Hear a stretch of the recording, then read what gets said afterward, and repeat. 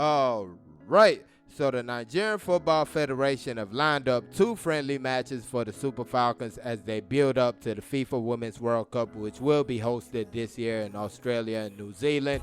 Before we get more into details about the matches and players selected, please take a second to like this video and also subscribe to the channel if you haven't already. Thank you very much. So yeah, the Nigerian Football Federation recently announced that the Super Falcons will take on Haiti and New Zealand. The match against Haiti will be played on the 7th of April, while the match against New Zealand will be played on the 11th of April. Now, both matches will be played in the Mardan Sports Complex in Antalya, Turkey. So it's basically going to be like a mini camp for the Super Falcons. Both opponents will be at the upcoming World Cup. New Zealand, of course, as the host of the competition, while Haiti just recently qualified through the playoff tournament. When it comes to FIFA rankings, New Zealand are ranked 17 spots above the Super Falcons at 25th in the world. The Super Falcons are 42nd. Haiti are actually ranked 11 spots under the Super Falcons. They're 53rd in the world. And like I previously said, Haiti made it into the World Cup through the playoffs. They defeated Senegal by 4-0, and they defeated Chile by 2-1. So let me know what you guys think about these 2 friendly matches. Will they help the Super Falcons, or do you think they're not good enough? Let me know in the comment section. As for me, I feel like these are 2 good matches against 2 quality sides. Yes, they're not the USA's, Canada, Japan's of the world, but they are still 2 quality sides, and they will give the Super Falcons a good match. And the hope would be that the Super Falcons head coach Randy Waldrum would build on the team's last win against Costa Rica. Speaking of the head coach, Randy Waldrum invited 24 players for the friendly matches.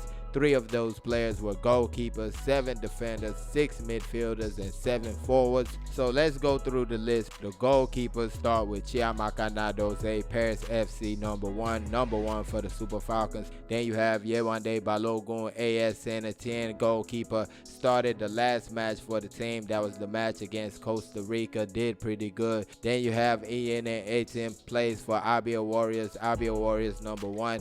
I watched Abia Warriors live a couple of times, and she did pretty good in goal form. Next, we move to the defenders. Ashley Plumpton of Leicester City has actually played in a lot of positions for the Super Falcons as a fullback, central defender. In the match against Mexico, she played as a defensive midfielder. Gloria Bona Besiktas, she plays as a left back for club and country, but has also played as a central defender once in a while for country. Michelle Aloze Houston Dash, she plays as a fullback for the Super Falcons, but at club level she plays as a forward. Oluwatosin Demain Stade des Rams recently moved to Stade des Rams after the Under-20 World Cup. That's not that recent when I think about it, but either way, she moved there as a central defender, walked into the starting 11, and has been there ever since. Rofieri Moran, Stade des Rams, not the same type of a story for Rofieri Moran. She is a left back for club and country, but has not had that much playing time at club level. Onomad B, recently unattached, and you hear the talk about Abia Warriors. Hopefully she makes that switch to a club or something before the World Cup. You got Osinachi Ohale Deportivo Alaves. They're actually facing relegation at club level. She's a central defender for the team, probably the first name on the list in that position. Midfielders, you got Christy Uchebe, Benfica, defensive midfielder. She plays all over the midfield, to be honest. Real good player. Halimatu Allende, FC Rosengard, basically the same position. She did have that mistake in the last international break against Colombia, but she's a top player. She's going to come back trying to prove a point. You got Deborah Abiodun, not with the team in the last international break, and recently got the news that she moved to Pittsburgh University from Rivers Angels. She's another player that can play all over the midfield, defensive midfielder, central midfielder, even attacking midfielder, to be honest. Really, really quality player. Then you have Ngozi Okobi Okeogene. She plays at Levante Las Planas in Spain right now. She normally plays as an attacking midfielder for the Super Falcons, but lately she's been deployed a little bit deeper in the midfield. Then you have Regina Otu, AS Saint Etienne, another one of those players that can play as a central and defensive midfielder. Last of the midfielders, you got Tony Payne of Sevilla. She plays all over the place for the Super Falcons. Attacking midfield, the wing, wings, right back, left back. She's all over the place for the team. Moving on to the forwards, starting with Asisat of Barcelona. She was a no-show for the last international break. Don't know what really happened. Honestly, I wasn't feeling either the Nigerian Football Federation or Barcelona on that situation. They just allowed the thing to go on without explaining anything. I felt like a professional team like FC Barcelona should have done better than that. We saw the player in your training. You could have at least given us a reason why she's at training with your club and not with the national team.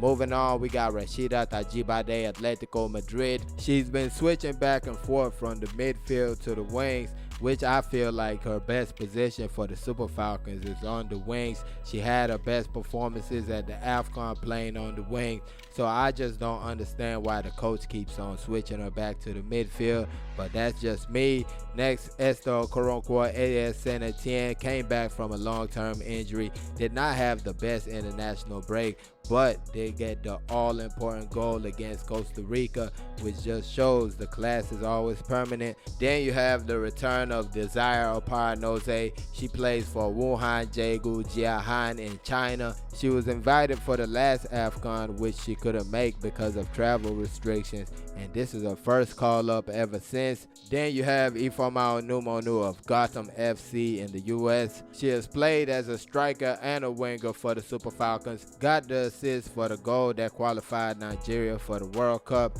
but as of late, her form has been kind of on a downer. Next, we have Uchenna Kanu of Racing Louisville. She has played both as a winger and a striker for club and country. She plays mostly as a winger for the Super Falcons though, and of course just made that record move from Mexico to the USA. Last but definitely not least, another player making a return to the team, Gift Monday of UD Granadilla Tenerife. Her last appearance for the Super Falcons was in the 3rd and 4th place match in the African Women's Cup of Nations against Zambia. She normally plays as a winger for the team, but in that last match she played in a more central role. So yeah, let me know what you guys think about the team. Put it in the comment section, and also don't forget to like and subscribe. Thank y'all for watching. Peace.